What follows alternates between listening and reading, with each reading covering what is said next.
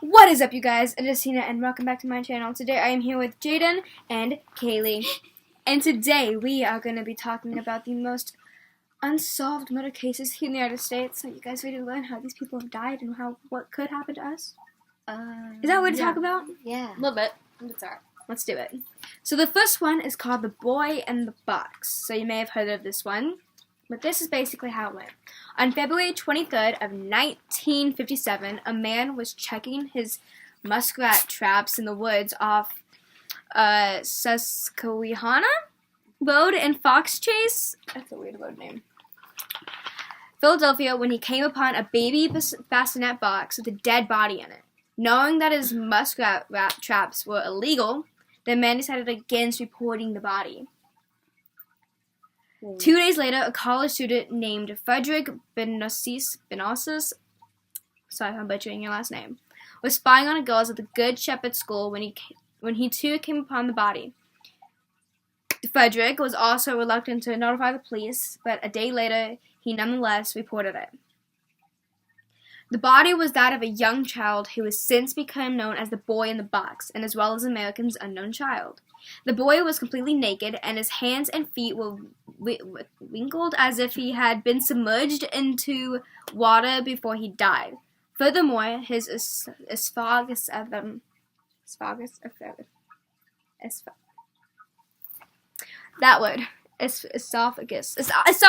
You stupid. contained a dark substance suggesting that he might have vomited shortly before he died, the cause of which appeared to be several blows to the head. Surprisingly, even though the case attracted significant media attention, no one ever came forward to identify the boy. However, progress was made in 2002 when a psychiatrist contacted the authorities with information regarding the case. The psychiatrist claimed that a patient of hers, a woman named Mary, confided that her parents had bought America's unknown child and used him as a sex toy. According to Mary, her mother had been bathing the boy when he suddenly threw up. Angered, Mary's mother beat him to death. Mary claimed that she accompanied her mother to Northwest Philadelphia woods, where they wrapped the boy in a blanket, placed him in a box, and left him there. The investigators were convinced that Mary was telling the truth, even if she was mentally unstable. However, when Mary's name leaked to the press, she left the country, and no further efforts have been made to investigate the curious case of the America's unknown child. Oh my god. First off, I know the guy was against it, but why didn't he alert the authorities? That's my question. Well, he didn't want to get caught himself, he was doing something illegal. Muskrat traps, not okay. This next one you may have heard of is called the Black Dahlia. Is that familiar to you guys? Nope. I think so. On January 15th, 1947, the dismembered body of a woman was discovered in a vacant lot in Lima Park, Los Angeles. So surreal was that scene that the woman who discovered the body, Betty Bersinger, initially thought that she had come upon a severed mannequin. The body was completely drained of blood and seemingly been washed, and the face had been sliced from mouth to ear. The upper and lower parts of the body were placed a foot away from each other and were posed. The hands were placed over the head and the elbows bent, and the legs spread. The intestines were tucked under the buttocks.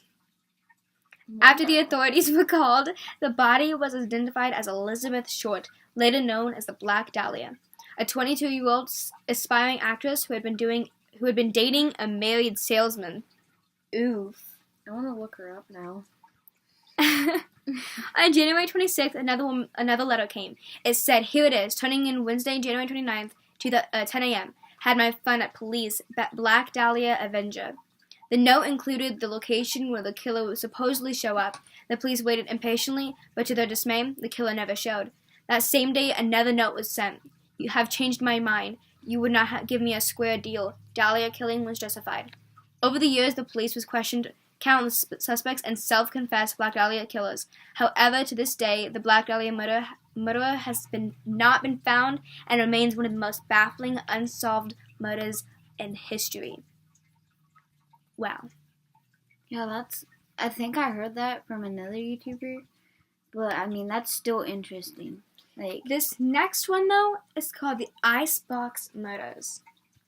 Okay, On June 23, 1965, Houston patrolmen paid a standard visit to the house of an elderly couple, Fred and Edwina Rogers. To their surprise, they found the house empty and were probably on the way out when one of them decided to check the fridge.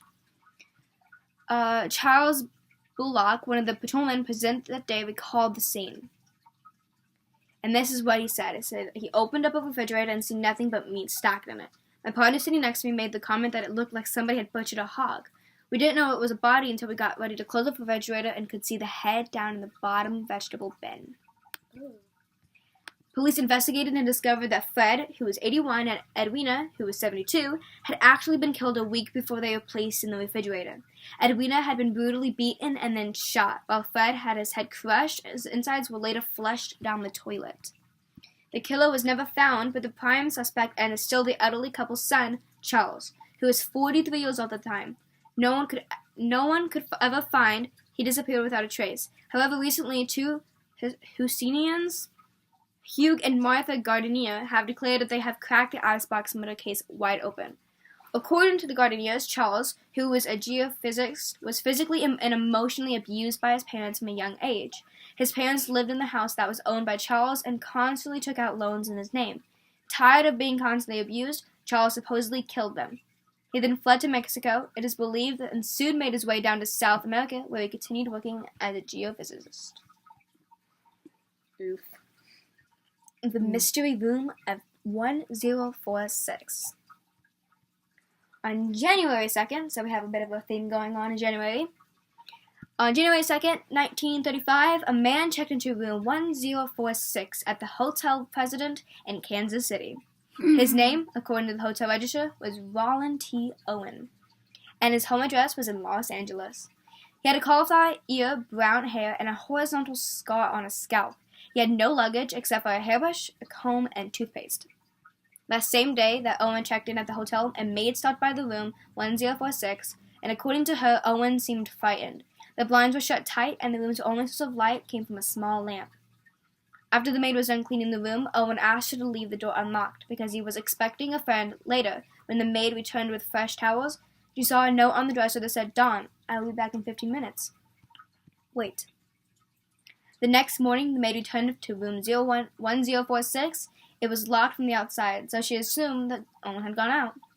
However, to her surprise, Owen was in the room, meaning that someone else had stopped by previously and locked Owen in. Just like the previous night, Owen was sitting in the dark. Then a phone rang. Owen answered it and said, "No, Dawn, I don't want to eat. I am not hungry. I just had breakfast." That same day, a motorist named Robert Lane picked up a man near the Hotel President.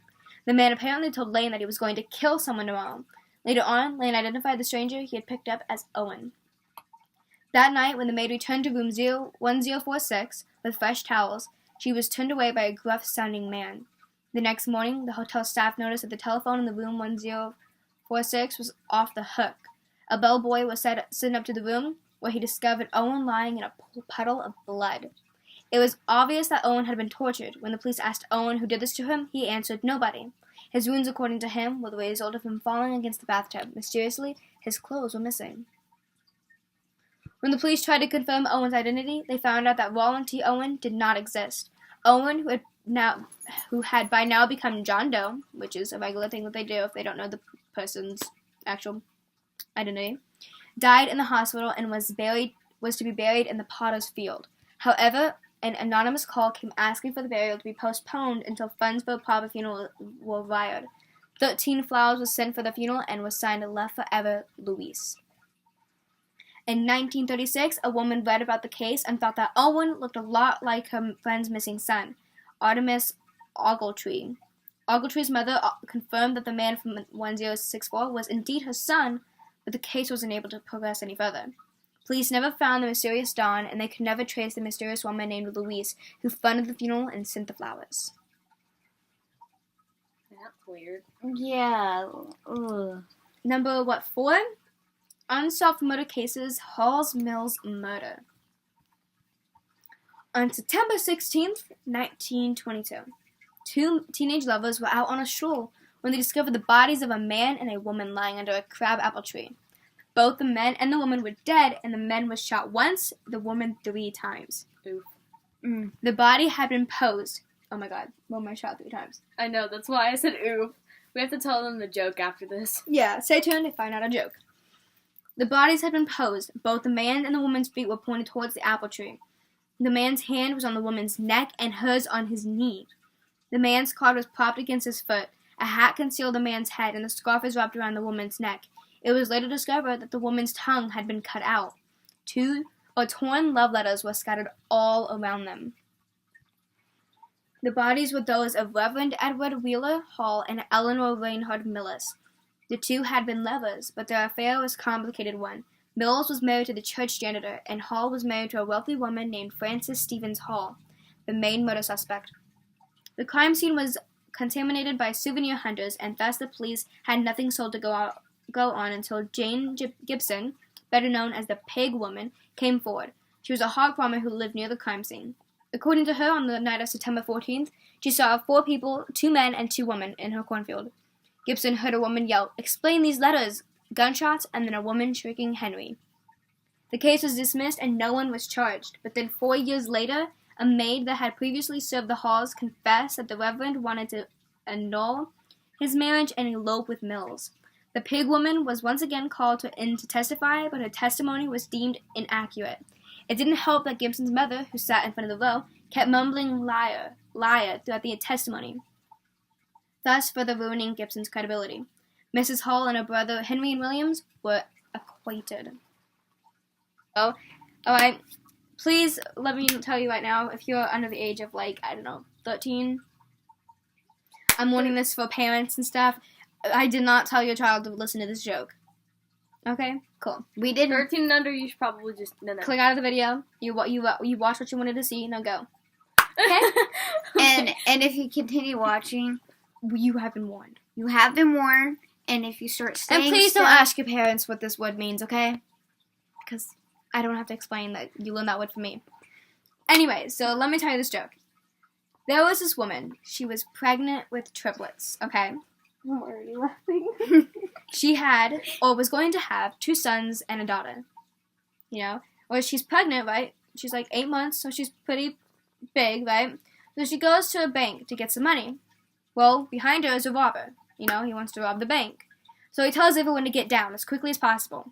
But she's slow because she's 8 months pregnant. She's trying not to fall and hurt herself while getting down. The robber doesn't like this. The robber shoots her 3 times in the stomach. Oof. Okay? So she's rushed to urgent care. You know, everything's fine. The doctor says the babies are fine, but they will pass the bullet sometime in their life. She's like, okay, whatever. She leaves and goes back home. 13 to 14 years later, one of the sons comes up to her and says, Mom, I just peed out a bullet. And she goes, okay, cool, that's great, good job. You know, the daughter comes. She goes, Mom, I just peed out a bullet. And the mom was like, that's great, honey.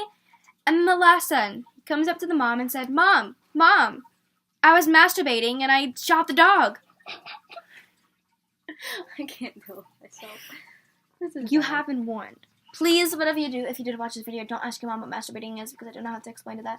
And I don't want them to know that I was the one that showed you this that word. So please Yes. keep it to yourself.